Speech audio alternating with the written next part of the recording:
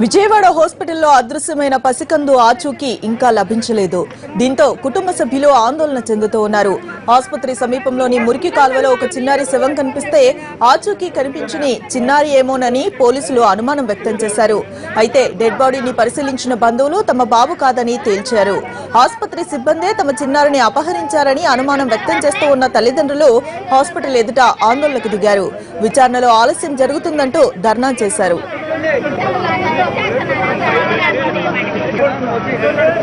విజయవాడ ప్రభుత్వ ఆసుపత్రిలో పసికందు అదృశ్యం కలకలం రేపుతోంది. పసిబిడ్డను అపహరించి రోజు గడుస్తూ ఉన్నా కూడా ఆచూకీ లేకపోవడంతో తల్లిదండ్రులు ఆందోళనను వ్యక్తం చేస్తూ ఉన్నారు.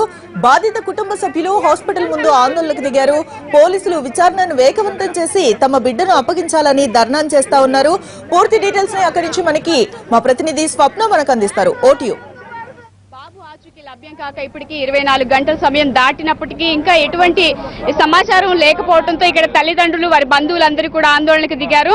అయితే ఇక్కడ సమీపంలో ఉన్న ఒక పంట కాలువలో బాబు ఒక చిన్న బాబు మృతదేహం లభ్యం కావడంతో ఆ బాబు వీరి బాబేనా అన్న సమాచారం కూడా వీరికి అందింది. అయితే వీరు చూశారు, వెళ్ళి మరి బాబు అయితే మా బాబు కాదు అంటున్నారు. ఎవరైతే నేరస్తులు ఉన్నారో వాళ్ళందరి ఫోటోలు కూడా ఇక్కడ పాంప్లెట్ రూపంలో పోలీసులు విడుదల చేశారు. మరి ఆ పాంప్లెట్ ని ఇక్కడ పట్టుకుని వీరైతే ధర్నా కూర్చున్నారు.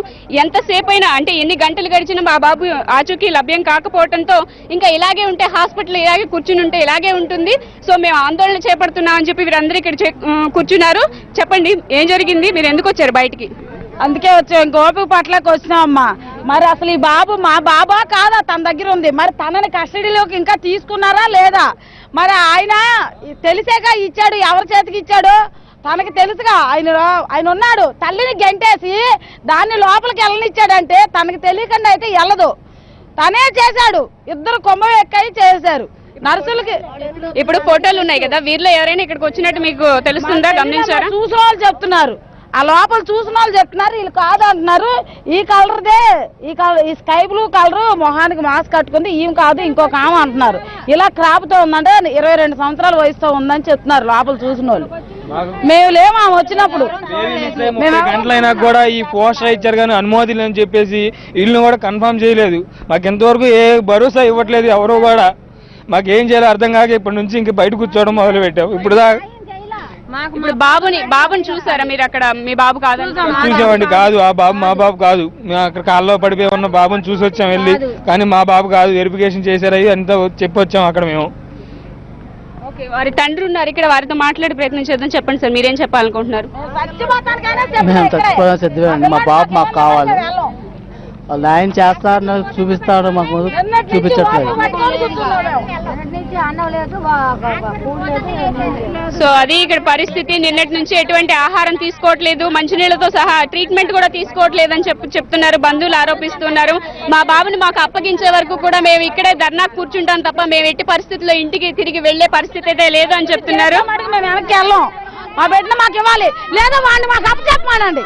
వాడు తల్లిని బయటకు పంపించేసి దాన్ని లోపల పంపించాడు కదా, వాడిని మాకు అప్పచెప్పామను.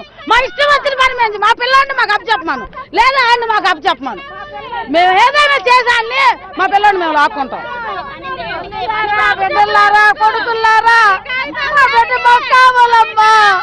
మా బిడ్డ నిప్పించమ్మా. మేము ఆరోగ్యవంతులు కాదు తల్లి, మాకు ఆరోగ్యం బాగు తల్లి.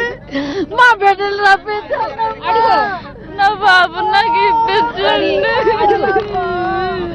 అయితే సెక్యూరిటీ లేదు, ఇప్పుడే సెక్యూరిటీ స్టార్ట్ చేస్తారని చెప్తున్నారు. మా బాబు మాకు లభించే వరకు కూడా మేము ఇక్కడ నుంచి కదరం అని చెప్తున్నారు. రైట్ ఓకే, ఇది ఇక్కడ ఉన్న పరిస్థితి. కెమెరామెన్ లక్ష్మణ్తో స్వప్న, ఎన్టీవీ, గవర్నమెంట్ హాస్పిటల్ నుంచి.